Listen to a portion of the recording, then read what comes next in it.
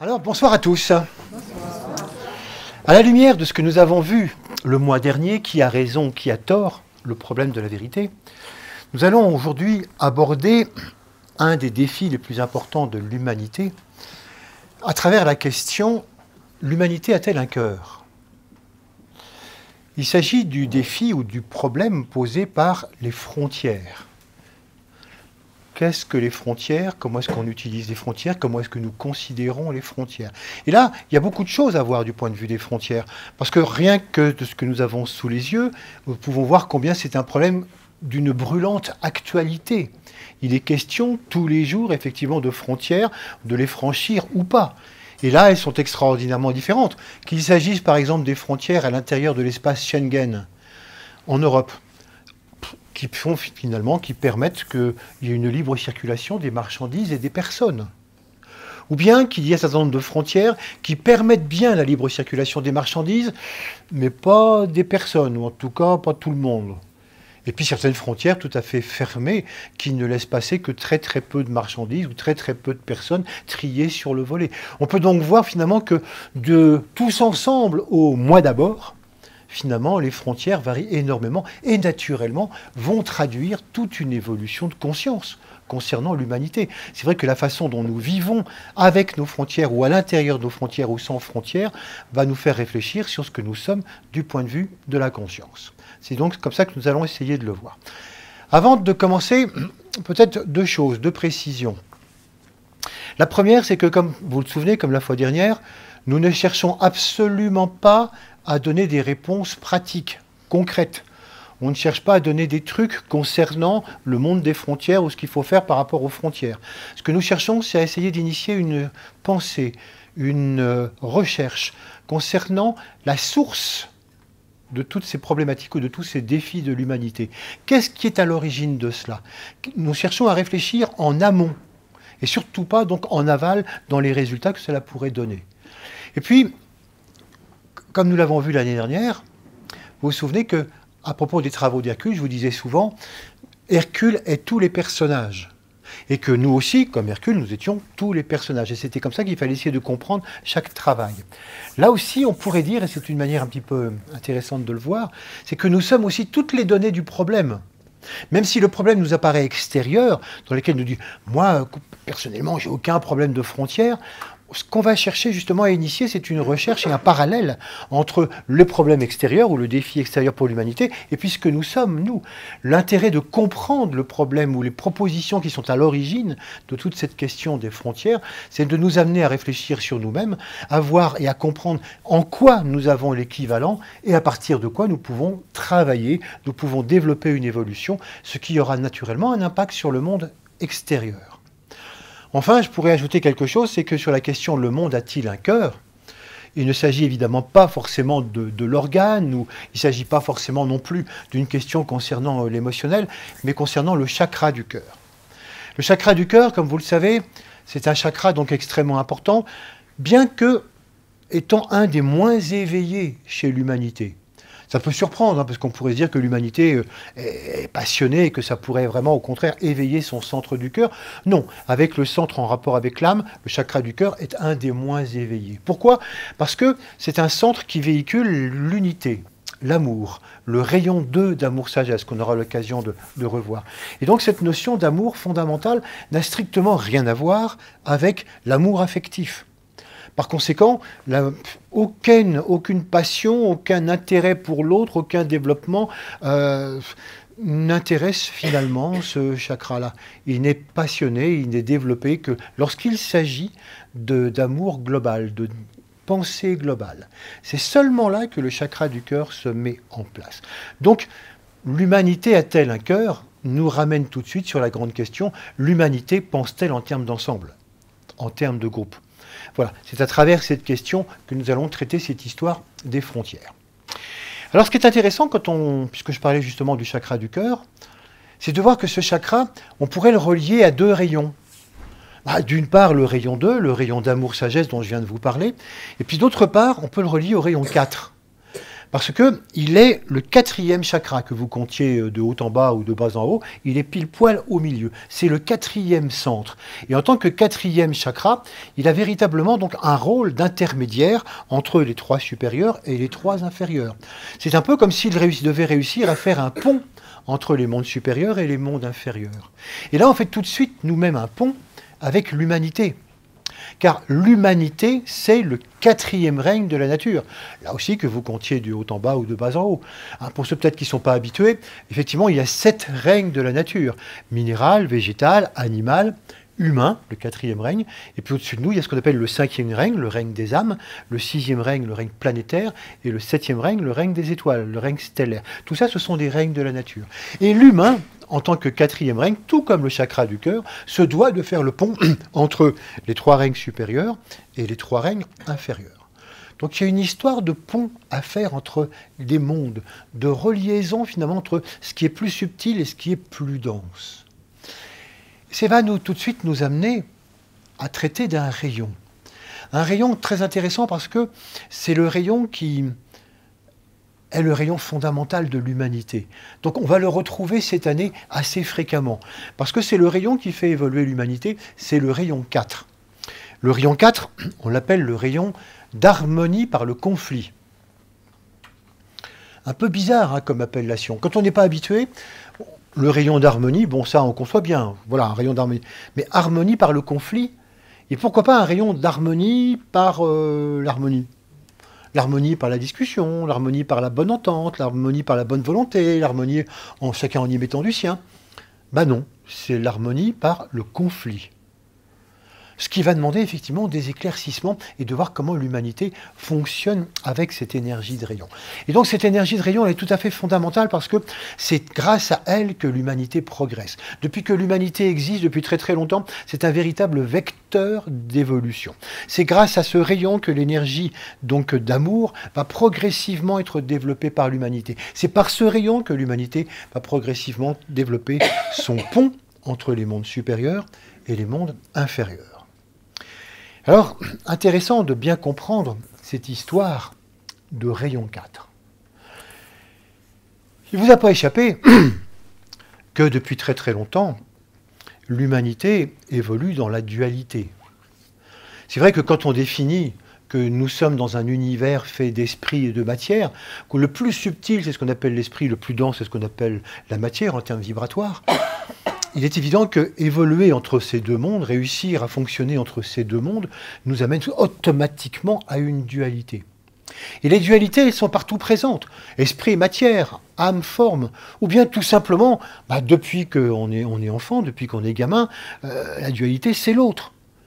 C'est finalement comment s'entendre avec l'autre, comment s'entendre avec les autres gamins, avec les adolescents, comment s'entendre avec les adultes, comment s'entendre ensemble, comment les sociétés s'entendent, comment les pays s'entendent. Bref, on est vraiment confronté en permanence à ce problème de dualité. Et comment réussir à avancer au sein de cette dualité, puisque le rayon 4, c'est vraiment le rayon qui est au service de l'unité.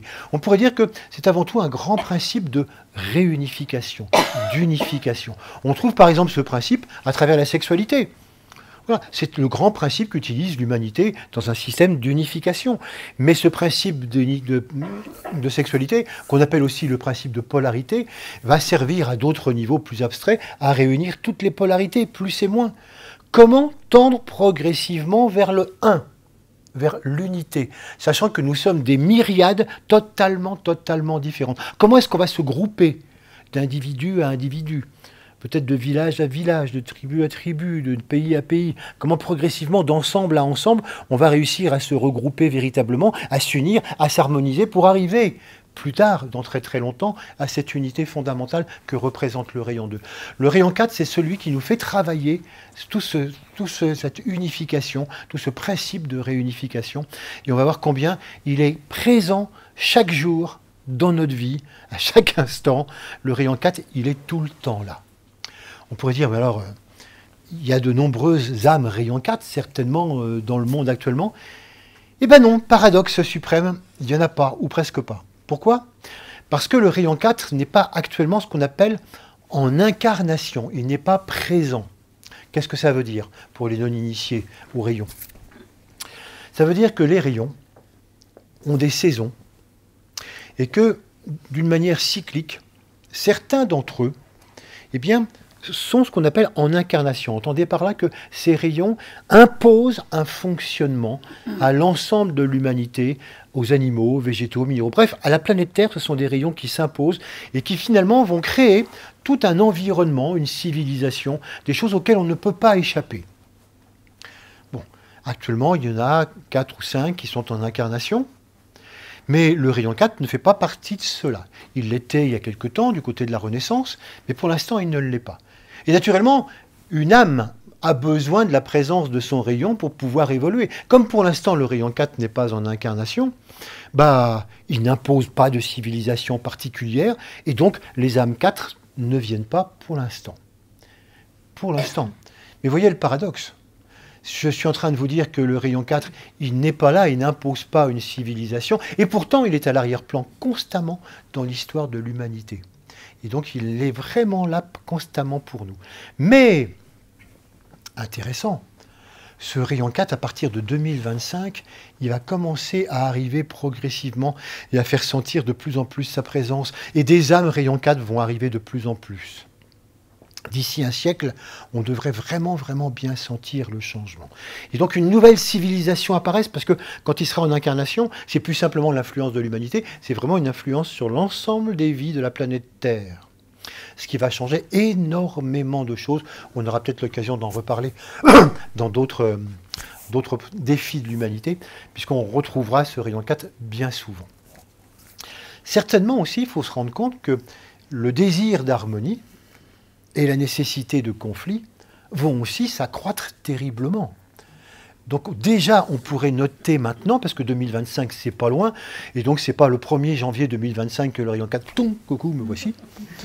Donc c'est un fondu enchaîné. Et donc on pourrait peut-être noter d'ici là, c'est intéressant en tout cas à voir que certainement ce principe que nous allons voir aujourd'hui, ce principe d'harmonie par le conflit, est quelque chose qui va s'accroître considérablement et qui va amener des changements progressifs dans l'histoire de l'humanité que nous sommes. Que dire de ce rayon 4 tout d'abord? 2 principes fondamentaux. Le premier principe, c'est le principe d'harmonie. Qu'on pourrait appeler, comme je l'ai appelé tout à l'heure, le principe unificateur. C'est un principe fondamental, vous voyez, qui pousse par l'âme que nous sommes, qui pousse par l'âme de l'humanité, et qui cherche à amener l'humanité progressivement à s'unifier pour rejoindre ce fameux un. Mais c'est un boulot de très longue haleine. Très long. Tout simplement parce que, avant de se réunifier, il faut se rendre compte que nous sommes chacun d'entre nous, une unité. Et même pendant très longtemps, je ne sais pas si vous en avez conscience, mais avant d'arriver à percevoir que nous sommes une dualité en conscience, que nous sommes âme, personnalité, etc., il faut se rendre compte combien finalement nous avons le sens simplement de l'union. Je suis moi. Et puis c'est tout. Et donc à partir de là, on voit comment beaucoup de gens dans l'humanité actuelle sont tranquillement eux-mêmes. Et donc, je suis une unité à moi tout seul. Et pas du tout forcément envie de s'unir à d'autres. Si, quand même, le couple, la sexualité. Oui, quand même. Et puis, c'est vrai que ce système, on va le voir progressivement, qui va pousser un peu dans tous les aspects. Parce qu'à chaque fois, ce qui va être utile à ce processus d'unification, c'est un intérêt commun. Quel intérêt commun? Par exemple, ce serait bien qu'on se regroupe dans un village, on pourrait peut-être mieux se défendre par rapport à l'adversité. Ce serait peut-être bien qu'on chasse ensemble, ou qu'on cultive ensemble, ou qu'on fasse des choses ensemble. Ça serait peut-être bien que finalement on se regroupe en famille, ou qu'on se regroupe en ethnie, ou qu'on se regroupe en province, ou qu'on regroupe nos provinces en nations, ou qu'on se regroupe comme ça. C'est ce que nous avons fait avec l'Europe. À un moment donné, on dit, ce serait peut-être bien qu'on crée l'Europe. Ah bon, mais pourquoi? On est bien chez nous, chacun dans notre pays. Oui, mais si on veut faire le poids par rapport à la Chine, la Russie ou les États-Unis, chacun de nous tout seul n'est rien du tout. Par contre, si on réussit à se regrouper et à faire l'Europe, une seule et même nation, là, on compte. Là, on peut vraiment avoir un intérêt commun qui paraît évident. Et c'est ainsi que, vous voyez, par intérêt commun, on est poussé progressivement à se regrouper, à s'unifier. Vous allez me dire, c'est peut-être pas la meilleure des raisons. Ah, c'est sûr qu'on a fait l'Europe pour ça. C'est pas forcément le plus grand idéal qu'on puisse imaginer. Mais c'est un début. Ça commence comme ça. Et c'est vrai que progressivement, on peut imaginer que des regroupements se fassent, non plus par intérêt commun, mais simplement pour le bien de l'ensemble. Un bien commun avec un B majuscule. Qu'on imagine que finalement, le bien de l'humanité, c'est qu'on arrive tous à se regrouper avec tous les règnes de la nature. Mais ça, c'est vraiment dans les phases finales. Au départ, c'est quelque chose de beaucoup plus prosaïque. C'est effectivement en rapport avec des intérêts communs. Donc on voit comment finalement on va chercher comme ça à se regrouper. Je ne dirais pas forcément à s'harmoniser, mais en tout cas à se regrouper. Bon. Mais pas facile finalement du coup de réussir à se regrouper, parce que dès qu'on se regroupe, on n'est pas forcément d'accord. On le voit bien dans le couple. On est d'accord pour former un, et on s'unit pour le bien tous les deux. Combien de temps avant que certains problèmes ne surgissent, que certaines dissensions, certaines dualités, et effectivement, c'est quelque chose qui apparaît rapidement, dans une association, dans une équipe de travail, ou tout simplement dans l'Europe, entre les pays. Ah, on dit bien que tant que le couple franco-allemand fonctionne bien, tout va bien, mais quand il ne va pas bien, vous voyez, on utilise même des images de couple par rapport au pays. Et donc ça montre que finalement, la bonne volonté de s'unir, elle est toujours là, on a toujours envie de s'unir, mais réussir à s'harmoniser véritablement, ça, c'est pas du tout évident. Alors, il y a différentes techniques pour pouvoir s'harmoniser. Par exemple, il y a des gens qui trouvent que si tout le monde reconnaît qu'ils ont raison, eh bien, et si tout le monde le reconnaît unanimement, ça crée une harmonie absolument extraordinaire. Souvent, ça a été le rêve de la France. Si l'Europe pouvait se faire uniquement sous l'égide de la France, grâce à la France, et tout le monde se range aux avis de la France, on aurait une Europe qui ne serait pas celle d'aujourd'hui. Complètement unie, unanime, ce serait fantastique. Oui, mais ça n'a pas l'air de marcher comme ça. Mais même nous, dans notre quotidien, quelquefois dans la famille ou au boulot, mais si tout le monde, si vous vouliez bien reconnaître combien j'ai raison, et que vous arrêtiez tout le temps de discutailler comme ça pour un oui, pour un non, eh ben, on serait dans l'harmonie complète. Voilà. Et puis, voilà, ça c'est un vieux rêve. On essaye quelquefois d'imposer. Il y en a bien qui essayent par moment d'imposer cela, ou en tout cas de suggérer fortement que ça puisse exister. Mais non, ça ne tient pas longtemps, même si ça tient un tout petit peu parfois. Alors, comme la dualité est à nouveau là, on dit, bon, faut s'y prendre autrement. Alors, si on veut véritablement s'unir, certainement, il faut arriver à négocier. Il faut arriver finalement à faire des concessions de part et d'autre. Il faut qu'on réussisse à ce que chacun y mette du sien. Parce qu'on ne peut pas être dans une association exactement comme on est tout seul. Si on veut s'associer, il faut faire quelque chose. C'est ce qu'on dit généralement au niveau du couple. Chacun doit y mettre un petit peu du sien, parce que sinon, on ne peut pas y arriver. Si un couple, ça n'est pas l'alliance de deux célibataires, avec chacun leur système, pas possible. Donc l'Europe, ça ne peut pas être une alliance de nations vivant comme s'ils étaient toutes seules. C'est pas possible. Donc on voit bien là des renonciations, on voit bien quelque chose qui est à l'arrière-plan, comment il va falloir trouver autre chose. Mais tant qu'on en est simplement à dire, on fait des concessions, on essaye de trouver comme ça des petits arrangements, oui, on peut arriver à une certaine union, une certaine unité, mais est-ce qu'on arrive à une harmonie fondamentale? La plupart du temps, non. Parce que finalement, on a fait tellement de concessions pour arriver à s'entendre que plus personne ne s'y retrouve. Que finalement, on ne se reconnaît pas dans cette alliance. C'est que finalement, j'ai tellement dû concéder de choses que c'est plus moi. Ça va plus du tout. Donc on a tellement dû renoncer à des choses qui sont fondamentales que ça ne nous ressemble plus.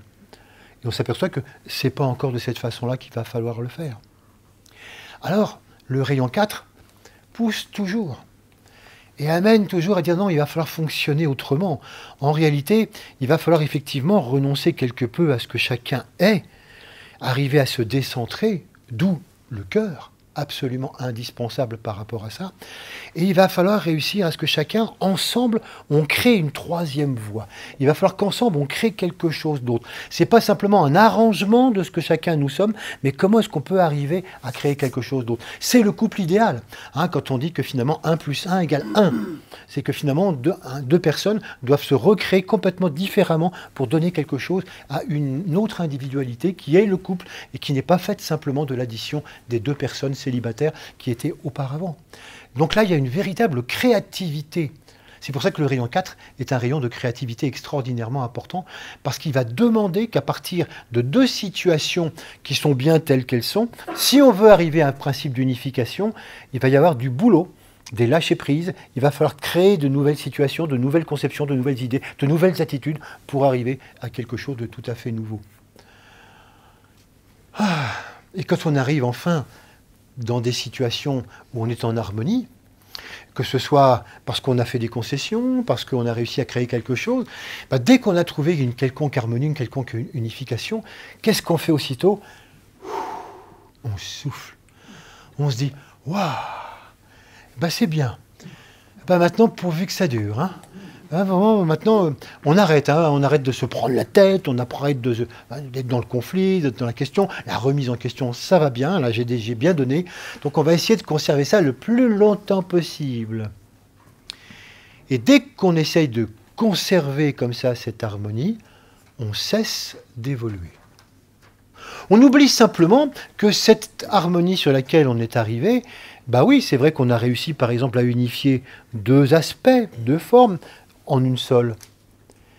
Mais que l'unification n'est pas finie, hein, c'est deux seulement. Et que très rapidement, cette nouvelle synthèse à laquelle on est arrivé, il va falloir qu'elle se synthétise avec d'autres synthèses pour créer quelque chose encore d'autre, qui va devoir se synthétiser avec d'autres, qui va devoir se synthétiser jusqu'à ce qu'on arrive un jour au un. Donc ne nous arrêtons pas sur nos lauriers. C'est pas parce qu'on a réussi à faire une certaine synthèse, une certaine harmonie, c'est pas parce qu'on a réussi à faire un processus de réunification qu'il faut s'arrêter là. Mais, heureusement, le rayon 4 est bien fait. Le rayon 4 est bien fait parce qu'il a un deuxième principe fondamental en lui qui fonctionne en parallèle avec le principe d'unification, le principe d'harmonie, et qui est le principe de conflit. Le principe de conflit est extrêmement important dans l'humanité, comme vous voyez bien, et c'est très intéressant de bien repréciser cette idée. En effet, d'une manière générale, globale, tout le monde est d'accord pour dire que le conflit, c'est un défaut. C'est quelque chose qui n'a pas lieu d'être. On devrait toujours pouvoir discuter, s'arranger, s'harmoniser, on devrait pouvoir arriver à des conciliations, et qu'il faut absolument éviter le conflit à tout prix. Le rayon 4 nous dit surtout pas. Si vous supprimez le principe de conflit, vous arrêtez d'évoluer. C'est la base fondamentale de l'évolution de l'humanité. Attention, quand je dis conflit, je dis confrontation, friction, dualité, je ne dis pas guerre. La guerre, c'est tout simplement la matérialisation d'un conflit jusque sur le plan physique, mais ça n'est pas du tout obligatoire. Le rayon 4 ne préconise pas la guerre. Non, non, il préconise des conflits, des dualités, des remises en question, des confrontations sur les plans intérieurs, bien avant que ça ne descende sur le plan physique, et demande leur résolution avant que ça ne descende sur le plan physique. C'est totalement inutile de l'amener aussi bas. Donc, c'est pour ça qu'il n'est pas question d'amener la guerre. Par contre, si nous espérons avoir la paix, comme quelquefois on en a marre, quand on a eu quelquefois comme ça des épreuves, des difficultés, dire bon maintenant stop, maintenant on me fout la paix, je ne veux plus rien entendre, plus de questions, plus de remise en question. Non, ça non. La paix, on n'y a pas droit pour l'instant. Tant que l'humanité n'est pas arrivée donc à progresser suffisamment, on n'aura pas le droit à la paix. On n'aura le droit qu'au conflit. Pourquoi ça? Essayons de comprendre un peu mieux cette histoire de principe de conflit. C'est vrai que l'ensemble des règnes de la Terre est sensible à ce principe-là, d'une manière ou d'une autre, mais j'en parlerai pas pour l'instant. Mais c'est surtout au niveau de l'humanité, comme je vous le disais tout à l'heure, que c'est tout à fait fondamental en tant que quatrième règne. Le quatrième rayon est vraiment très très très actif. Pour cela, deux raisons importantes. La première, c'est que le règne humain, c'est le premier règne qui avance consciemment, qui réussit finalement à pouvoir résoudre des dualités tout à fait consciemment, et qui par conséquent est capable d'avancer, non pas d'une manière automatique comme le font les animaux, les végétaux, les minéraux, mais en se confrontant à des dualités, en les surmontant et en créant une solution nouvelle. Si on voulait symboliser, vous voyez, l'évolution des animaux, des végétaux et des minéraux, on peut dire que c'est une sorte de pente douce, comme ça. Ils avancent très très très très lentement, expérience par expérience, et c'est extraordinairement lent parce qu'ils n'ont pas la conscience d'eux-mêmes, donc pas la conscience de ce qui leur arrive. Par contre, l'humain, qui au début, dans son involution, hein, quand il était vraiment, donc, il y a des millions d'années, avançait comme les animaux, très très très lentement et aussi en pente douce. Mais à partir du moment où l'humain commence à avoir cette conscience de lui-même, conscience donc de l'autre, si j'ai conscience de moi, l'autre devient aussi un autre moi-même avec lequel j'ai des choses à régler. Et donc là, qu'est-ce qui se passe? Qu'est-ce qu'on se dit? Est-ce qu'on fait la paix? Est-ce qu'on se bat? Et là, je commence finalement à réaliser qu'il y a des choses à résoudre. Et donc, je me heurte à un mur. Jusqu'au moment où je vais m'apercevoir que le mur, il n'est pas bien haut. Si je réussis à bien vouloir le grimper, finalement, ce mur, il me mène simplement sur un point de résolution, suivi d'un petit palier, où je vais trouver un autre mur que je surmonte, suivi d'un petit palier, etc., etc. On appelle ça un escalier. Et donc, en fait, l'humain n'avance pas comme ça sur une pente douce, mais il avance en escalier. Il est capable de se confronter et de percevoir comment aller plus loin, donc de cette manière-là. Alors, c'est intéressant de voir que la deuxième raison, c'est que tout simplement l'humain est double, dès le départ.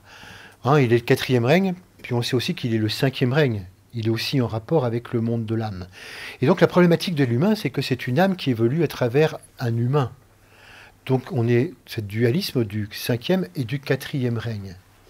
Et que finalement, la partie âme en nous, la partie cinquième règne en nous, elle n'a de cesse que de chercher à s'imposer à la personnalité, à surgir progressivement de la personnalité, jusqu'à finalement prendre les rênes de la personnalité.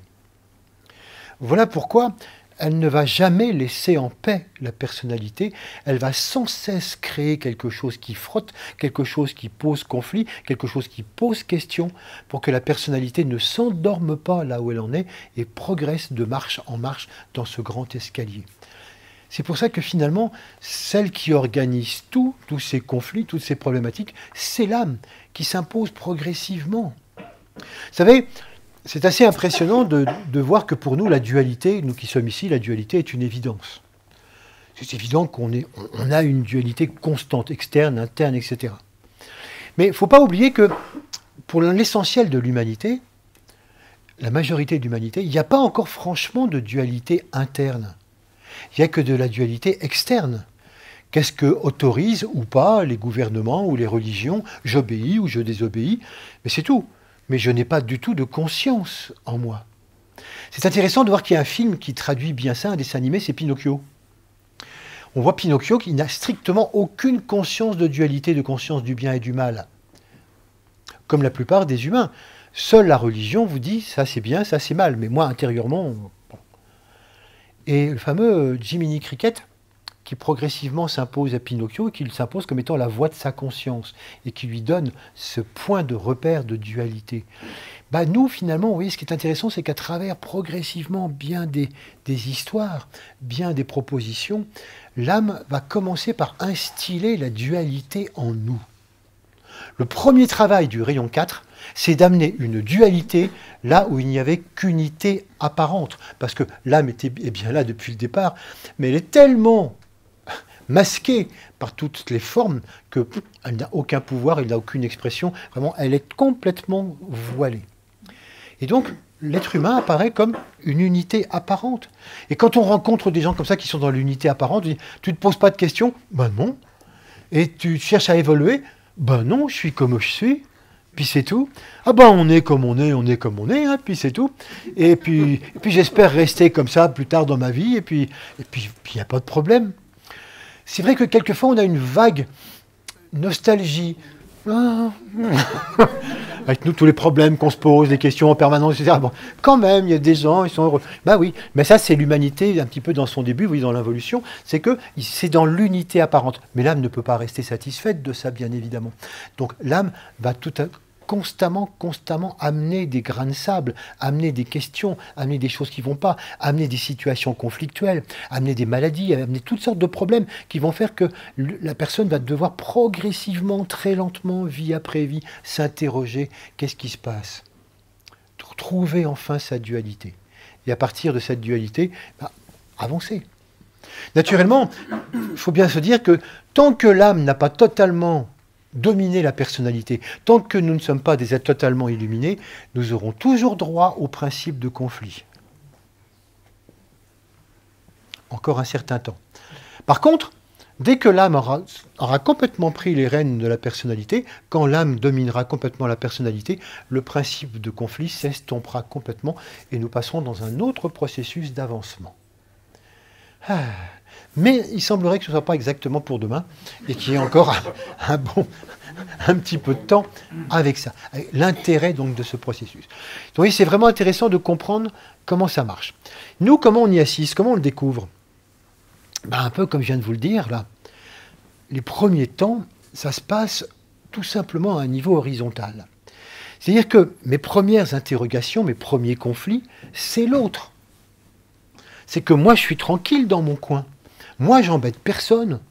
Moi, je cherche de bagarre à personne. Pourquoi est-ce qu'il faut toujours des gens qui m'agressent, des gens qui m'embêtent, des gens qui m'envolent? Et depuis que je suis tout petit, déjà dans la cour de récréation, il y avait des gens qui m'embêtaient. Moi, j'étais dans mon coin. Bref, moi, je suis l'innocent et les autres sont vilains. Jusqu'à Sartre, l'enfer, c'est les autres. On voit donc comment, finalement, à travers tout ça, l'autre est une remise en question constante. Et puis après, même à travers les amis, à travers les associations, à travers le couple, j'en parlais tout à l'heure. Bref, l'autre est omniprésent et m'interroge. Naturellement, au début, et je vais mettre beaucoup de temps à trouver ça, l'autre est toujours le responsable de ce qui m'arrive. Quand je vais bien, bon, c'est grâce à l'autre. Mais quand je vais mal, quand il y a un conflit, quand il y a de la bagarre, quand on n'est pas d'accord, quand il y a disharmonie, c'est forcément de la faute de l'autre. Parce qu'il n'est pas ceci, parce qu'il n'est pas cela, parce qu'il ne répond pas à mes attentes. Et donc forcément, ça vient de l'extérieur. Si je suis malade, si mon voisin il m'embête sur un problème de clôture, si le gouvernement ceci, si l'association cela, si mon patron, etc., ça vient toujours des autres et ça vient toujours de l'extérieur, les conflits. Dur. Il va falloir attendre le plus souvent que ça se transpose sur le plan intérieur. Après tout cela, je vais commencer finalement par me poser des questions à l'intérieur de moi. Je vais commencer à me dire, mais je sens des choses en moi que je ne sentais pas auparavant. Avant, j'obéissais à la religion ou à ce qu'on me disait, mais ce n'était pas vraiment moi. Puis je suis passé par une phase où j'ai envoyé tout ça promener, débarrassé. Et maintenant, c'est quelque chose qui revient. Je sens qu'en moi, il y a quelque chose, je ne sais pas si c'est l'âme, si c'est le soi, si c'est mon véritable être, je ne sais pas comment l'appeler, mais il y a quelque chose de cet ordre-là. Et ça commence à me titiller, ça commence à me déranger. Et finalement, je m'aperçois qu'il y a une dualité intérieure comme ça. Et cette dualité, elle n'est pas évidente. Parce que ça pose question, parce que ça remet en question mon quotidien, mes choix, ma philosophie, ma façon de vivre. Ça remet en question tout ça. Et souvent, il faut attendre en être passé par là pour découvrir que tous les conflits qui sont en rapport avec les autres à l'extérieur ne sont que le reflet de mes propres conflits intérieurs. Et que les conflits n'arrivent jamais par l'extérieur, toujours par l'intérieur. C'est 50-50 entre l'autre et moi. C'est simplement une rencontre souvent de mêmes problématiques. Et cette rencontre de mêmes problématiques intérieures, eh bien, nous la manifestons là sur le terrain pour mieux la voir et nous la vivons en vrai. Et on a vraiment l'impression que c'est de la faute aux autres, ou c'est de la faute à l'extérieur, ou c'est pas de chance. Et souvent, même quand on a réalisé pour de vrai, quand on a compris que finalement tous les conflits qui sont à l'extérieur sont avant tout chez nous, à l'intérieur, et que c'est notre positionnement, que c'est notre intolérance par rapport à telle ou telle idée, ou tout simplement parce qu'on a du mal à encaisser telle ou telle position, ou tel affect, ou telle réaction émotionnelle. Et donc moi, je ne supporte pas ça, que le conflit se crée. Mais le conflit, il n'est simplement que l'expression extérieure de ce que je vis intérieurement. Eh bien, j'ai beau le savoir, j'ai beau en être persuadé, dès qu'un conflit ressurgit, et puis l'autre encore là qui m'embête à nouveau. Non, il n'y est pour rien, c'est moi à l'intérieur. Enfin, il y a sa part, mais c'est... On a un réflexe, il n'y a rien à faire. C'est toujours, voilà, l'autre, puis toi, puis ce que tu me fais faire, ce que tu me fais dire, et à cause de toi, etc. On se reprend. Mais vous voyez, c'est pas toujours facile, c'est à quel point ça a la vie dure, cette histoire que le conflit, c'est l'autre. Alors que non, le conflit, c'est nous à l'intérieur. Vous connaissez la phrase qui dit « Vivre en couple, c'est résoudre à deux des problèmes qu'on n'aurait pas tout seul.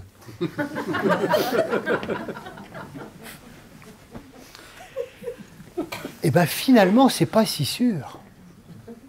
Et si les problèmes qu'on a à deux en couple, on les a tout seuls, dans notre couple intérieur, en nous. Mais c'est difficile d'y voir clair. C'est difficile d'arriver à y voir suffisamment clair sur c'est quoi ce conflit intérieur. Donc le fait de l'extérioriser, le fait de le vivre, le fait d'avoir deux acteurs qui ont souvent le même conflit ou la même problématique intérieure, complémentaire, pas de la même manière, et finalement de se le jouer à deux comme un bon couple d'acteurs, ça permet de se dire « Ah oui, ça veut dire qu'intérieurement on a ça ». Et donc vous voyez comment finalement cette phrase paraît tout à fait juste d'un premier abord, mais finalement non.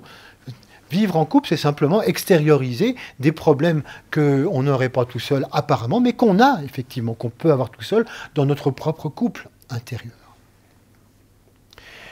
Alors, c'est intéressant de voir un peu plus en détail comment marche ce rayon 4. Je ne vous y raconterai pas tout ce soir, hein, parce qu'on en gardera pour d'autres moments où nous retrouverons ce rayon 4, il est tellement important. Simplement pour comprendre que, dans un premier temps, comme je vous disais tout à l'heure, il faut réussir à sortir de l'unité apparente. Et que, finalement, dans un premier temps, eh bien, chacun d'entre nous, on est un centre de conscience, et qu'autour de nous, on délimite un espace avec des frontières, avec des limites, et c'est ce qu'on appelle, donc, on va appeler le point A. Bon. Et que ce point A, c'est moi, c'est ma vie, c'est ce que je pense, c'est ce que je ressens, voilà, c'est mon espace de vie, c'est ma famille, bon. Et que je vous disais tout à l'heure, dans un premier temps, le rayon 4, c'est de mettre de la dualité là-dedans. Cette dualité que je ne vais pas forcément percevoir du premier coup en moi, mais que je vais percevoir tout à fait vite à l'extérieur. Et que ça va surgir, par exemple, avec une autre personne qui a un autre avis, un autre système de vie, un autre espace, avec ses propres frontières, donc ses propres limites, et qui donc, finalement, ce système B. Et on cherche tous les deux comment s'unir. Comment réussir à s'harmoniser, puisqu'on se sent poussé par cette fonction, finalement, d'unification. Ce qui est intéressant, c'est de se dire que, quelque part, si on se sent porté au conflit, c'est qu'on est porté à l'union. Bizarrement. Parce que vous avez souvent encore des gens qui ne sont pas du tout portés au conflit, parce qu'ils n'en ont rien à foutre de l'union. Tu ne penses pas comme moi? Mais alors, je m'en fous. Tu fais ce que tu veux, tu vis comme tu veux. Moi, d'ailleurs, je ne dis à personne ce que je pense, je n'en pense pas moins. Les gens me disent ça, moi, ça m'est complètement égal. D'ailleurs, je vis tout seul, chez moi, il y a des voisins, je ne sais même pas qui c'est, où ils sont cons, non, aucune espèce d'importance. Moi, je suis dans mon coin. Voilà, et je suis très très bien dans mon coin, je suis très très bien tout seul. Quand vous recherchez finalement, à un moment donné, vous ressentez le conflit, c'est que vous cherchez à vous unir à l'autre. Vous n'êtes plus que simplement dans une espèce de non-reconnaissance totale de l'autre. Vous voyez, tant qu'on n'est pas du tout dans la reconnaissance, c'est intéressant de voir que c'est un mot fondamental qui est le mot clé pour travailler l'amour. Tant que je suis bien chez moi, je m'aime, je me reconnais moi, mais reconnaître l'autre n'a strictement aucune espèce d'importance.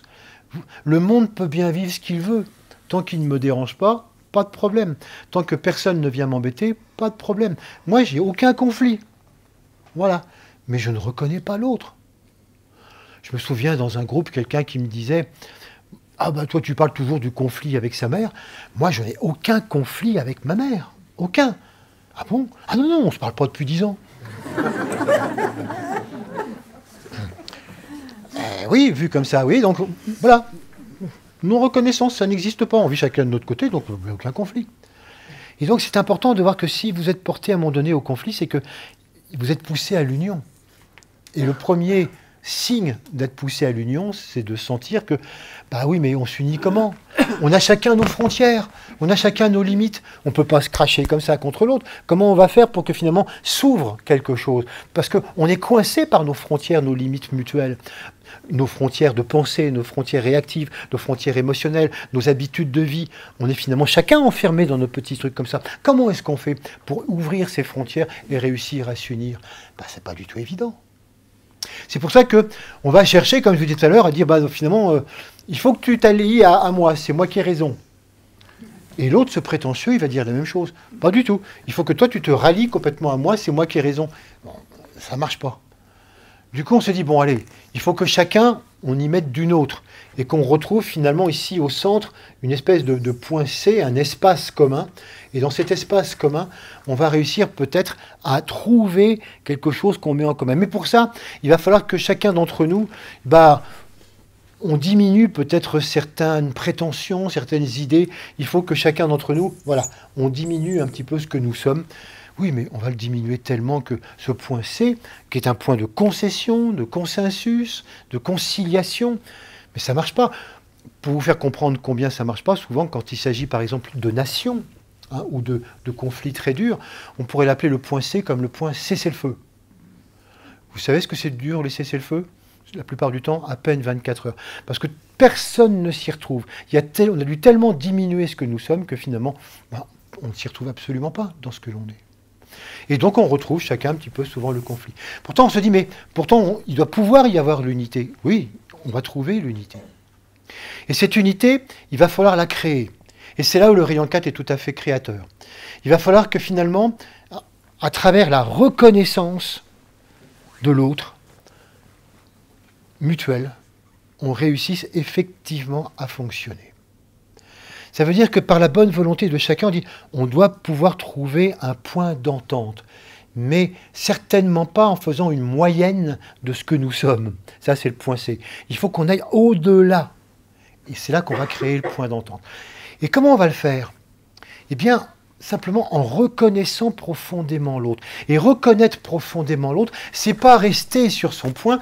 Moi, d'ici, de A, je te reconnais. Non, non, je reconnais ce que tu es, comme ça. Non, non, non. C'est se rendre sur le terrain de l'autre. Aller voir comment, de son terrain, de son point de vue, pourquoi il dit ça? Et d'où ça vient? Et d'où il tient ça? Et fondamentalement, derrière, qu'est-ce qu'il y a? Vous voyez, tout ce travail. Vous savez que quand on part en reconnaissance, on ne reste pas sur place. On va explorer le terrain. Eh bien, c'est la même chose. Partir en reconnaissance de l'autre, c'est aller explorer le terrain de l'autre, là où il est. Tant que j'essaye de comprendre l'autre depuis mon propre terrain, ah oui, je te vois là-bas, tu dis ça et tu penses ça comme ça, oui, mais j'ai bien compris. J'ai rien compris du tout, puisque je suis resté à l'intérieur de mes frontières. Il faut que je sorte de mes frontières, que je rentre dans l'autre, que j'aille discuter vraiment avec lui, profondément. Et à travers cette profondeur, on va créer ensemble quelque chose. Et lui, il se rend sur mon terrain. Il comprend aussi ce que je suis et pourquoi ça. Et que finalement, qui a raison, qui a tort, comme nous l'avons vu la fois dernière, c'est ni l'un ni l'autre. On a certainement un petit peu tous les deux raison, on a certainement tous les deux un petit peu tort. Et que finalement, il faut qu'on trouve, à travers nos approfondissements mutuels, qu'on trouve une nouvelle zone, qu'on pourra trouver une zone ici, qu'on pourrait appeler le point D. Donc, une nouvelle zone d'accord. Et vous voyez, comme finalement, pour trouver ce point D, on va faire exactement le contraire que pour trouver le point C. C'est-à-dire que chacun d'entre nous, on augmente ce que nous pensons. On va au-delà de ce que nous pensons, de ce que nous sommes. Et chacun, se rendant sur le terrain de l'autre, comprend de l'intérieur pourquoi l'autre, il pense ça, il dit ça. Et on trouve ça parfaitement juste de son point de vue. Et de là, on trouve et on crée quelque chose qui est un point de vue complètement nouveau. C'est ce en quoi, encore une fois, le rayon 4 est toujours créateur. C'est pas facile. C'est pas facile du tout. Ça peut nous prendre quelquefois vraiment des semaines, ça peut nous prendre des mois, ça peut nous prendre des années. Quelquefois, ça peut prendre des vies.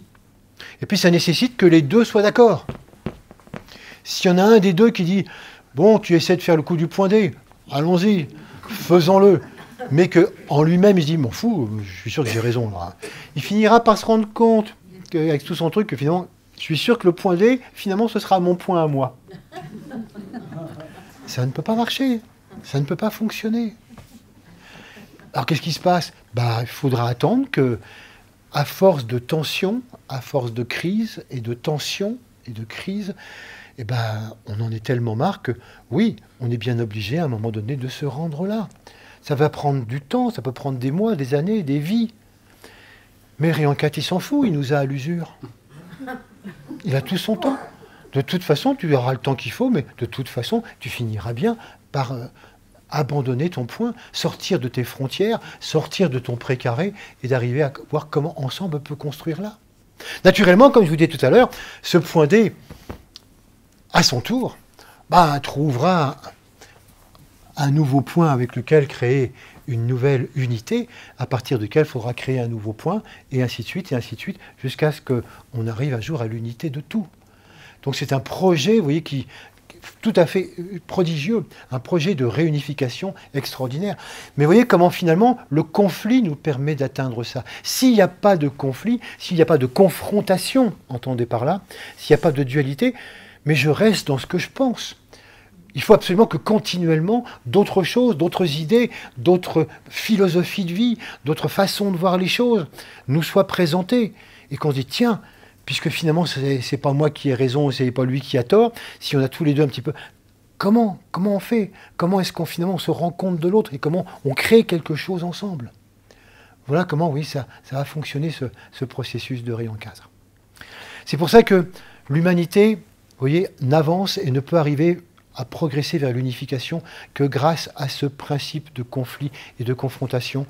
Et que c'est toujours un défaut, un certain défaut de rayon 4, quand on cherche absolument à éviter ça. Quand on veut rester dans les faux semblants. Quand on dit non, surtout pas de vague, non, pas de conflit. Non, je n'en pense pas moi, mais je dis rien. Ben, d'accord, mais ça ne résout rien, ça ne crée rien. Ça ne fait absolument pas évoluer les choses. Il y a une très jolie phrase qui dit « Ce n'est pas l'huître que rien ne vient troubler qui produit la perle. » Je ne sais pas si vous êtes au courant, mais une huître, lorsqu'elle est irritée par un grain de sable qu'elle n'arrive pas à éjecter, ça l'irrite et ça risque vraiment de la blesser gravement. Elle va commencer par sécréter une espèce de mucus autour du grain de sable et c'est comme ça qu'elle fabrique une perle. Une perle dans une huître commence toujours par un grain de sable qui l'a irrité. Ce n'est donc pas l'huître que rien ne vient troubler qui produit la perle. Chaque fois que vous avez un conflit, une confrontation, une dualité, dites-vous cela. Et pensez au futur collier de perles que vous êtes en train d'avoir. Au fur et à mesure. Ça n'arrête pas. Fantastique. Voilà. Alors là, on a commencé à voir toutes ces histoires de frontières intérieures et comment il est difficile d'arriver à confronter nos espaces, à les unir, à les ouvrir, comment il faut que finalement on sorte chacun de nos frontières pour en créer de nouvelles. Voyons cette application maintenant au niveau extérieur, justement au niveau des frontières telles qu'on les appelle habituellement. Bon. Vous savez que le mot frontière et le problème des frontières, c'est un problème tout à fait récent. C'est quelque chose qui date de la fin du 19e siècle. Avant, on ne parlait jamais de frontières, il n'y avait pas de frontières. On parlait des confins, aux confins du territoire. Et c'est intéressant parce que frontière, c'est le front. C'est là où se sont arrêtées les armées. C'est là où on est front contre les autres. Les confins, c'est le territoire commun. C'est le voisinage. C'est la fin que nous avons en commun. C'est beaucoup plus joli, hein, les confins. Mais c'était très vague. Voilà, aux confins du territoire, c'est à peu près dans cette zone-là, etc. Bon, il n'y avait pas cette obsession de la frontière précise. Bon. Ça s'est développé quand, cette frontière? Au fur et à mesure que se sont développées les nations. Intéressant de préciser. Quand on parle de pays, quand on parle d'État, quand on parle de nation, ce sont trois choses différentes. Un pays, c'est une zone géographique. Un État, ça définit une administration et un système juridique. Une nation, c'est quelque chose de beaucoup plus subtil, et c'est ce qui fait qu'il n'y a pas encore beaucoup de nations dans le monde, parce que c'est justement un processus rayon 4. C'est vraiment un processus très intéressant, parce que pour faire une nation, il faut que progressivement, des gens qui habitent, par exemple, prenons la France, au Pays Basque, en Bretagne, dans le Nord, en Alsace, en Savoie, dans le Sud, bref, partout. Il faut que ces contrées, ces provinces, ces gens qui ont même des langues complètement différentes et qui se reconnaissent avant tout dans leur unité. Moi, je suis alsacien, moi, je suis breton, moi, je suis basque, etc. Puis on ne sort pas de là. Eh bien, c'est un processus de reconnaissance mutuelle. Oh, par souvent des frottements, par des invasions, par des obligations, jusqu'à temps que finalement, ensemble, on construise une valeur commune qui n'existait pas du tout. On est français. Et le jour où un Alsacien, un Basque ou un Breton se dit avant tout français et secondairement alsacien, basque ou breton, on a affaire à une nation. Voilà pourquoi sur les 200 pays qui existent actuellement, il n'existe guère qu'à peu près une cinquantaine de nations bien affirmées ou en train de se faire. Regardez par exemple ce qui se passe en Afrique ou ce qui se passe dans beaucoup de pays, lorsque des ethnies revendiquent le pouvoir, lorsque une religion revendique le pouvoir, lorsque des provinces se battent entre elles, etc. La nation est en cours de réalisation. Le conflit est en train de faire émerger une nation, mais elle n'est pas encore là. C'est quelque chose qui est en train de se faire. Mais voilà, ça existe. Et c'est intéressant de voir que finalement, cette créativité est quelque chose qui va donner naissance à ce que nous appelons donc les nations modernes. L'affirmation de quelque chose qui est au-delà et qui passe la plupart du temps, en tout cas c'est comme ça que les nations modernes sont toutes passées par là, par une guerre civile. La guerre civile étant le grand processus de Rion IV qui fait qu'à un moment donné, une ethnie ou une province essaye de s'imposer aux autres. Voilà. Mais ça ne marche pas. Donc il y a souvent des revanches, etc. Puis on s'aperçoit que finalement, il faut faire ensemble. Il n'y a rien à faire. Il faut qu'on apprenne à construire quelque chose. Mais qu'est-ce qu'on va trouver au-dessus ?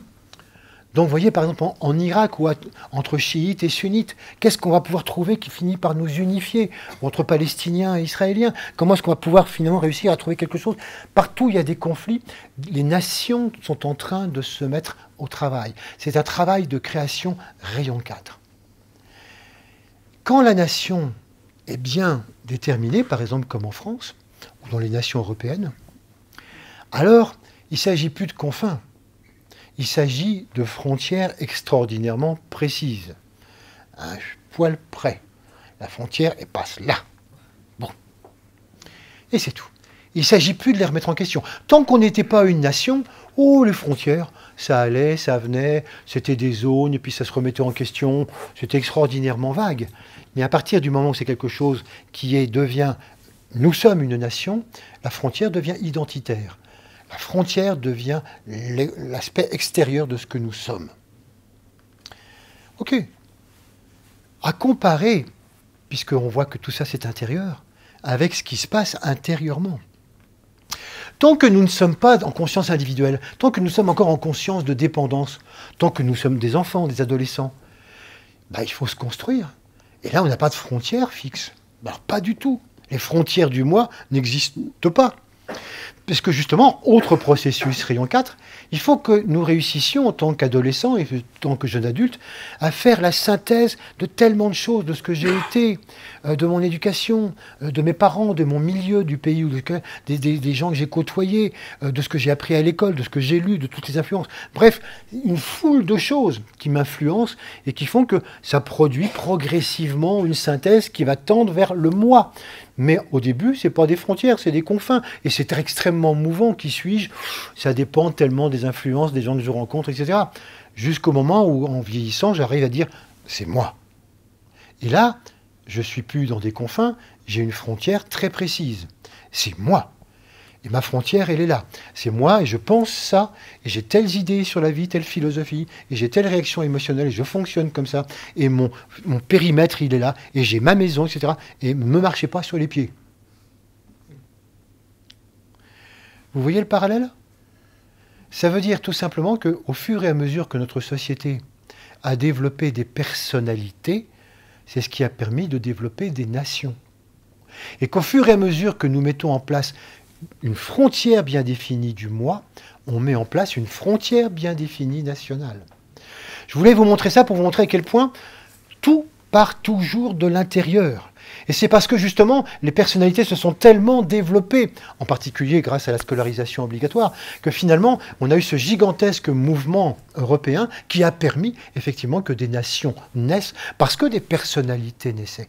Et que du coup, on se mettait là, avec cet aspect-là. Là où on se trompe, c'est qu'il n'y a aucune raison de s'arrêter. Regardez comme on a une certaine tendance quelquefois à dire « bon, on est français, la frontière, elle est là ». On a tendance maintenant à considérer presque que c'est fini, la frontière, elle sera toujours là. Mais le moi, lui, il ne va pas toujours être là. Le moi, lui, il continue son expansion. il continue vers la conscience d'ensemble, il continue vers la conscience globale. Il ne s'arrête pas au moi. Et il essaie de travailler le monde de l'âme, le monde du nous, le monde de la globalité. Et c'est là où quelquefois on se dit, oui, mais attends. Qu'est-ce que je deviens, moi, dans la globalité? Est-ce que je ne vais pas disparaître? Est-ce que je ne vais pas me perdre? Mais pas du tout. Un maître de sagesse sait parfaitement qui il est, il ne se mélange pas avec un autre maître, tout en étant dans une conscience globale.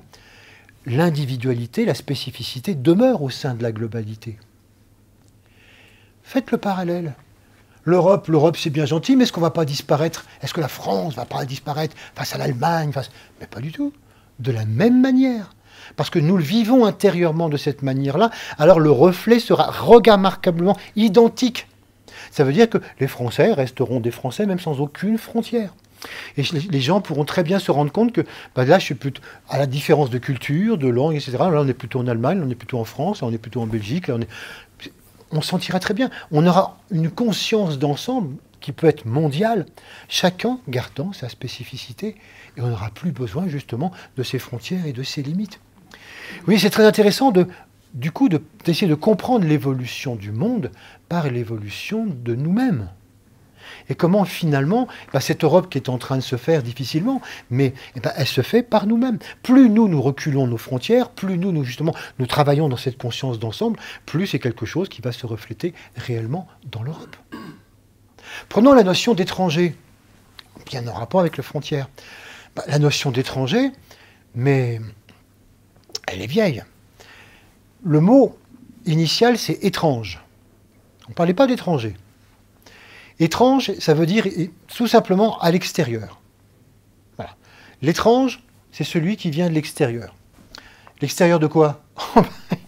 Et là, on va retrouver la conscience. Ça dépend de votre état de conscience. Le premier degré de l'étrange, c'est celui qui est étranger à ma famille. Toute personne étrangère à ma famille, c'est un étranger. Et comme il n'est pas comme nous, il est étrange. Et vous voyez comme le mot étrange, d'un seul coup, a dégagé ces deux sens. À tel point que pour arriver à distinguer étrange d'étranger, on a fait le mot étranger, qui n'existait pas au départ. Mais ça évolue. Après, non, il ne faut pas exagérer. Il n'est pas de ma famille, mais il est du village. Et ceux qui ne sont pas du village, c'est des étrangers. C'est pas du village. Vous voyez, si vous lisez Lucky Luke, chaque fois qu'il y a quelqu'un qui rentre dans un village, et sache étranger que tu n'es pas le bienvenu. Vous voyez, il y avait toujours des panneaux comme ça, donc bon, on voit très bien que celui qui n'est pas du village, c'est un étranger.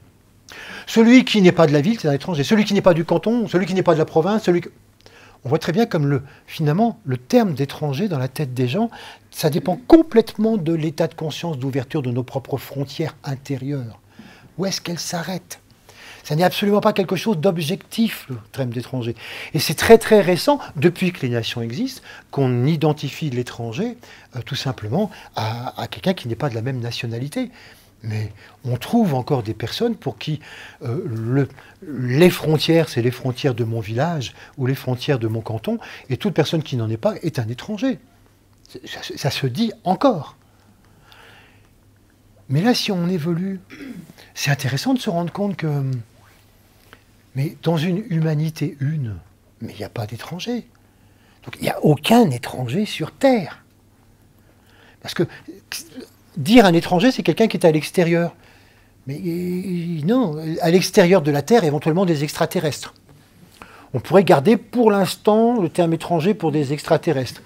Mais encore, si on réussit à agrandir notre conscience au cosmos, non, il n'y a pas d'étrangers dans la galaxie.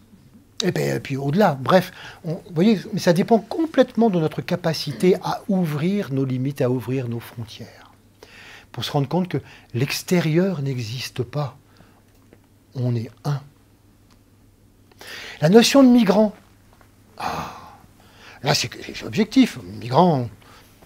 Mais la notion de migrant, c'est quelque chose qui correspond entièrement à nos besoins, à nos désirs. Vous savez qu'on a eu 3 grandes vagues de migration. Je ne parle pas de tout ce qui s'est passé comme mélange dans l'histoire de France, mais très très récemment, on a eu 3 grandes vagues de migration. La première, c'est lors de la révolution industrielle, fin du 19e siècle. On a fait venir plein de personnes pour remplir les usines de tous les pays européens, Belgique, Suisse, Italie, merci. Et puis, deuxième grande vague de migration, la guerre de 14. On est allé chercher en Afrique des soldats, on est allé chercher toutes sortes de personnes, on est allé chercher ensuite, à la fin de la guerre, il fallait absolument, il y avait tellement d'hommes qui étaient morts, il fallait relancer les mines de charbon, qui étaient la principale énergie. On est allé chercher des Polonais. Il y a des gens qu'on est allé chercher pratiquement de force pour les amener, donc pour remplir, pour faire marcher nos mines. Et puis après la troisième vague, après la Seconde Guerre mondiale, là aussi on a encore fait venir énormément de personnes, de manière à pouvoir faire fonctionner. On a même fait venir, ça je ne savais pas, 20 000 Indo-Chinois. Du temps où c'était encore l'Indochine et pas encore le Vietnam. Pourquoi faire? Pour lancer la culture du riz en Camargue. Voilà. La France a décrété, recrutez-nous 20 000, plus ou moins de gré ou de force, 20 000 Indochinois, ils vont lancer la riziculture dans Camargue. Par contre, entre ces périodes, il y a à chaque fois eu des périodes de crise. Et qu'est-ce qui se passe en période de crise? Les étrangers, non, non, non, non. Non, le migrant est tout à fait quelque chose. C'est vraiment quelqu'un qui reste chez lui. Bon, on n'en a pas besoin. Chacun chez soi. Dès que la période est passée, vous voulez venir un peu nous aider? La période de crise revient. Mais dehors, ça n'a aucune réalité objective. Il y a 50 ans, il y a un humoriste qui avait un sketch qui disait ceci. Moi, j'aime pas les étrangers. Je dis toujours, l'étranger, c'est quelqu'un qui vient manger le pain des Français. Et bien, dans mon village, il y a un étranger. Et bien, je ne résiste pas. Souvent, je lui dis, je suis désolé, pour moi, un étranger, c'est quelqu'un qui vient manger le pain des Français. Il en a eu marre, il est parti. Et depuis, dans notre village, on ne mange pas de pain parce que c'était lui le boulanger. Vous voyez, c'est vous dire à quel point c'est des idées comme ça qu'on se fait, mais ça n'a aucune réalité objective. Vous voyez comment ces trois mots, finalement, qu'on vient de voir, le mot frontière, le mot étranger, le mot migrant, ça ne correspond qu'à notre psychologie intérieure, à nos besoins, ça ne correspond qu'à nos peurs, ça correspond qu'à notre développement psychologique, ça ne dépend que des frontières qu'on se met ou qu'on ne se met pas, si on est coincé ou si on est ouvert. Bref, ça ne dépend que de nous. Et pourtant, on ne cesse, éventuellement, parce qu'on ne veut pas faire le rapport avec nous, on ne cesse souvent dans des débats et dans des discussions de voir ça d'une manière parfaitement extérieure. Ah non, non, mais les frontières, moi j'ai des arguments pour te dire que ceci ou cela. Ah mais non, mais pas du tout, les migrants, non, non, on ne peut quand même pas accueillir toute la misère du monde, et puis ceci, et puis ah non, non, l'étranger, il ne faut quand même pas exagérer. Bref, on va rationaliser comme ça mentalement, mais c'est pas du tout. Il faut se rendre compte que c'est simplement le reflet de ce que nous vivons tous, et ce que vit individuellement, et ce que vit une société dans son ensemble. Et que plus nous évoluons, nous, par rapport à ça, plus ça évolue. L'histoire de ce dernier siècle en témoigne complètement. Ce qui est intéressant, oui, c'est donc de comprendre comment il faut faire éclater progressivement tous ces espaces. D'autant plus que, si on réalise que les scientifiques nous disent que l'espace de l'univers est en expansion continuelle. Non seulement il est en expansion, mais il est infini. Donc il est en expansion continue. Et qu'à l'intérieur de cet immense espace, il y a toutes sortes d'autres espaces. Car le monde de la conscience a besoin de limites. Ces espaces, on va les appeler des galaxies, on va les appeler des systèmes solaires, on va les appeler des planètes, ou simplement des êtres humains. Donc il y a tout, c'est un système de fractal comme ça, d'espace en espace, et qui fait qu'il n'y a pas de frontières naturellement dans ces espaces. C'est simplement maintenu grâce à la loi de magnétisme, d'attraction universelle. Mais qu'à l'intérieur de tout ça, finalement, il y a des choses qui se développent. Donc il ne faut surtout pas dire « Ah non, non, pas de frontières, pas de limites, si. » Mais regardez comme la plupart du temps, le mot « limite » n'a pas les mêmes choses que le mot « frontière ». Regardez comme on me dit souvent, il faut savoir reculer ses limites. Il faut savoir aller au-delà de ses limites. Donc les limites, on sent très bien que pour l'instant, je suis limité à ça. Pour l'instant, je crois que je ne peux pas faire mieux. Pour l'instant, c'est ma limite. Mais pour l'instant. Et on voit bien comment les limites, c'est quelque chose qui s'écarte. Alors que quand on parle de frontières, c'est un côté beaucoup plus définitif et fermé. C'est intéressant de voir si finalement, nous, quand on discute de nos limites, on ne discute pas de nos frontières. Comment est-ce qu'on voit la chose? Quelle souplesse on garde justement entre ces deux aspects. Et donc c'est bien évident que si l'espace est en expansion continuelle, il faut que nos propres espaces intérieurs et extérieurs soient aussi en expansion continuelle, sinon ça ne va pas aller. C'est la loi fondamentale. Tout s'expanse. Par conséquent, on doit réussir à comprendre comment on a à expanser cela. Mais que de difficultés! Regardez par rapport à nos émotions, à notre corps émotionnel, à notre corps affectif, comment souvent on a des difficultés à dire « Allez, allez, on y va, on a grandi ça. » Et puis tu as des habitudes comme ceci ou comme cela, mais change, bouscule tout ça. Oh là là là là là là. Non, non, non, bouscule pas ça, non, non, non. Mais ton couple, il est satisfaisant? Non, non, je crois pas. Eh ben vas-y, un conflit, travaillez la chose, voyez ce qui va pas. Ah, non, surtout non, non, non, non, non, non, non, non, pas de vague, pas de vague. Bon, et tes relations avec ta famille, ton père et ta mère, ça va bien? Ah non, mais ma famille, c'est sacré. Tu ne touches pas à mes parents. Mais de quoi t'as peur? Pourquoi est-ce que tu protèges ce fonctionnement avec ta famille? Tu le protèges de quoi? Tu le protèges de quelle idée plus inclusive? De quel fonctionnement plus inclusif? Qu'est-ce que tu risques? Tu ne vas pas le perdre. Remets en question. Mais on se rend compte combien là on est perclus de peur et combien on se blinde. C'est plus nos limites, c'est des vraies frontières fermées à double tour. On ne passe pas, même avec un passeport. Au-delà de ça, non, non, ça c'est pas permis. Ça c'est sacré. Même chose par rapport à nos idées. On a des idées quelquefois qu'on a eu du mal à mettre en place. Hein. Même chose. Combien quand on était jeune, nos idées, il n'y avait pas de frontières, hein, c'était des confins. Mes idées sur la vie, sur le global. Puis progressivement, je grandis, je lis de plus en plus, je réfléchis de plus en plus, et là, dans des frontières. Mes idées, c'est ça. J'ai mes idées sur la vie, sur le pourquoi on est là, à quoi sert l'humanité, à quoi sert ceci. Ah, mais tu t'es confronté à d'autres philosophies? Ah non, non, non, non, non, mais parce que j'ai trouvé la vérité, c'est ça. Mais tu discutes un petit peu, ah mais non, mais discuter, ça sert à rien. Moi, je suis sûr que j'ai la vérité, les autres, ils sont sûrs. Donc on va pas... Vous voyez, comme là aussi, on met des frontières. Comme si on avait peur d'être changé par la rencontre avec l'autre et avec les autres. Peur d'être bousculé, peur de remettre en question. Et donc là aussi, voilà. Non, non, non, non, nos espaces, ils sont tels quels. C'est relativement harmonieux. Et donc, on va quand même pas mettre le bazar en se confrontant sans arrêt avec des gens dont on serait obligé de reconnaître à un moment donné qu'ils ont peut-être pas raison, mais ils n'ont pas totalement tort. Mais ça remettrait tout en question. C'est pas possible. Et c'est ce qui se passe dans notre relation à l'âme, quand on commence à méditer, et quand on commence à se rendre compte de qu'est-ce que c'est que l'exigence de l'âme, qu'est-ce que c'est que l'exigence d'une conscience d'ensemble. Moi qui suis tellement habitué à ma conscience individuelle. Mais là aussi, ça remet trop de choses en question. Alors, là aussi, il faut se rassurer. N'essayons surtout pas de faire des grands bouleversements du jour au lendemain. Les conflits, c'est marche par marche. C'est petit conflit par petit conflit, et à chaque fois, on avance d'un cran. Tout simplement parce qu'il nous faut absolument reconnaître profondément chaque point. Par exemple, on ne pourrait pas dire, bon allez, puisqu'il faut y aller, moi je m'attaque directement au conflit esprit-matière. Comme je suis incapable de reconnaître l'esprit, et je suis incapable de reconnaître ce que c'est que la matière, je ne peux pas fonctionner.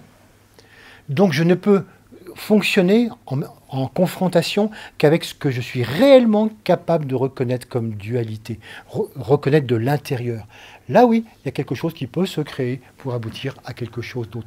Mais petite marche après petite marche, petit conflit après petit conflit. Impossible de tout faire d'un coup. Non, ça ne marche pas. Voilà donc pourquoi, vous voyez, c'est intéressant de se dire, mais regardons nos frontières, regardons ce qu'on protège, regardons véritablement combien dans notre monde personnel, dans notre travail, dans notre entourage, dans nos amitiés, dans nos habitudes. Les habitudes, c'est un ensemble de frontières pas croyables. Comment finalement on protège un certain nombre de fonctionnements et qu'on n'a pas du tout envie de mettre le bazar. Et pourtant, on peut très bien mourir comme ça, dans nos habitudes. Et puis, on continuera la vie prochaine. Ou bien on peut trouver que, décidément, la vie ne m'épargne pas. Eh bien, tant mieux.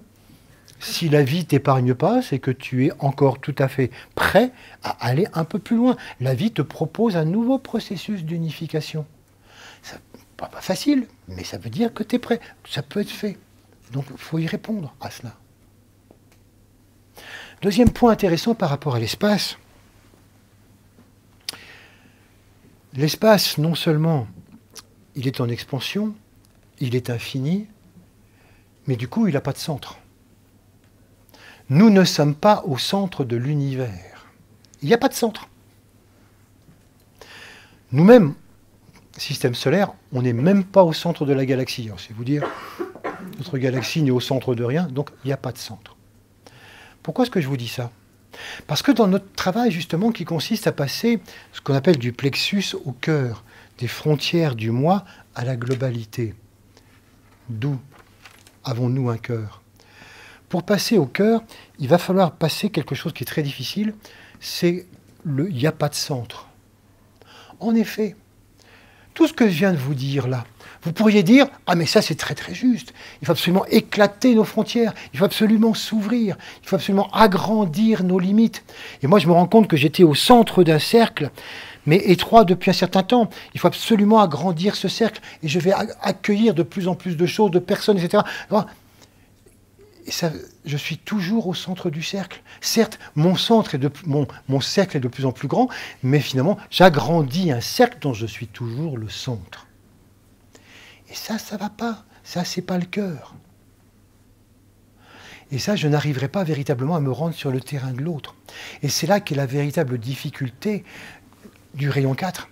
C'est qu'il va falloir arriver non seulement à agrandir ce cercle, mais se balader au sein du cercle et ne plus être le centre. Ça veut dire que, comme je vous disais tout à l'heure, nous avons des choses à créer avec les autres nations, avec les autres peuples, avec les autres religions, avec les gens de tous bords. Nous avons tellement de choses à créer avec tous, avec nos voisins, avec les gens qu'on côtoie tous les jours dans notre couple. On a vraiment plein de choses à créer ensemble. Mais cessons de le voir d'une manière centrée. À partir de mon centre, qu'est-ce que je peux faire pour toi? À partir de mon centre, comment je vais agrandir ma façon de voir les choses? À partir de mon centre, comment je vais essayer de construire quelque chose avec toi? Mais je ne peux pas. Il faut que tous les deux, nous fassions un pas hors du centre. Et qu'en se décentrant, ensemble, on construise quelque chose d'autre. Le cœur, c'est ça. C'est pour ça que, vous voyez, c'est assez difficile à imaginer, mais il faut qu'on construise quelque chose en avançant chacun d'une manière le plus décentrée possible. C'est pas possible tout le temps, on revient très très vite au centre de son histoire, au centre de sa vie, on est le centre vraiment de son histoire. Et pourtant, c'est en apprenant à se décentrer le plus possible qu'on comprend véritablement ce que c'est que le cœur et qu'on crée ensemble quelque chose d'autre. C'est pas confortable, ça nous fait complètement sortir de nos zones de confort. Mais il faut véritablement, chaque jour, le chercher. Comment sortir de ce centre et ensemble, avec quelqu'un d'autre, d'autres personnes qui sortent de leur centre, comment on peut créer quelque chose qui va plus loin, qui fait évoluer l'humanité? Voilà la question. Alors on pourrait se dire, mais est-ce que tu crois que l'humanité a un cœur? Oui, bien sûr. Pas encore complètement. Mais ce fonctionnement que je viens de vous décrire, c'est sûr que c'est un fonctionnement qui existe. Il y a de plus en plus de personnes qui le font. Il suffit de regarder combien l'humanité n'a jamais été autant soudée intérieurement qu'en ce moment. Est-ce que vous vous rendez compte qu'il y a simplement un siècle, la notion d'humanité n'existait que chez des êtres très éveillés, très rares. Mais la plupart du temps, personne ne songeait à l'humanité. On n'avait même pas vraiment de données précises sur les autres pays, les autres continents, on ne voyageait pas. L'humanité, ça n'existait pas. Un siècle après, on sent maintenant ce que c'est que l'humanité. On sent, même par tous les moyens de communication, les interactions qui existent, l'écologie, etc., on sent ce que ça veut dire, l'humanité une. On n'a jamais été autant soudés intérieurement. Il y a encore beaucoup de chemin à faire, mais c'est déjà un premier pas au niveau du cœur. Alors on pourrait se dire, mais quand même, disons, ça semble régresser sérieusement peut-être en ce moment. Ah mais il ne faut pas s'affoler. L'humanité n'avance jamais d'une manière linéaire. Il y a toujours des moments d'intégration qui suivent des moments d'avancée. Donc ça paraît toujours être un moment donné de recul, mais c'est rien. C'est des moments où les choses se posent. Et puis, regardez comme, par exemple, Donald Trump est très intéressant dans ce processus de rayon 4. Lui, c'est quelqu'un qui ne doute pas. Il est sûr d'avoir raison et il est sûr de vouloir créer une Amérique harmonieuse à l'intérieur de ses frontières. Et il l'affirme très fort. Et en cela, il sort l'Amérique et il sort tout le monde d'une espèce de torpeur qui fait que depuis des années, on était tous gouvernés un peu centre-droit, centre-gauche. Les gouvernements se succèdent dans les différents pays, ça ne change rien. Et là, d'un seul coup, tout le monde se dit en Europe, ah, mais s'ils se positionnent comme ça en point A, nous, il faut qu'on se positionne en point B. Et oui, enfin, quand quelqu'un se positionne d'un côté, eh bien, ça amène tout le monde à se positionner de l'autre. Et ensemble, à trouver qu'est-ce qu'on va inventer de nouveau. Et c'est passionnant. Oui, c'est pour ça que finalement, lui n'est pas dans le conflit puisqu'il est sûr de lui, mais de par sa sûreté de lui, il amène un conflit tout à fait salutaire pour l'ensemble de l'humanité, et ça va nous permettre de progresser. Nous voyons donc comment, à travers les événements du temps, l'espace est en train vraiment d'avancer du point de vue du cœur. Les frontières vont se redéfinir, vont se reculer. Et si nous-mêmes, nous réalisons que c'est notre travail de chaque jour de faire reculer nos limites, eh bien nous allons voir que bientôt sur le terrain, c'est vraiment quelque chose qui va se passer. Je vous propose de méditer là-dessus.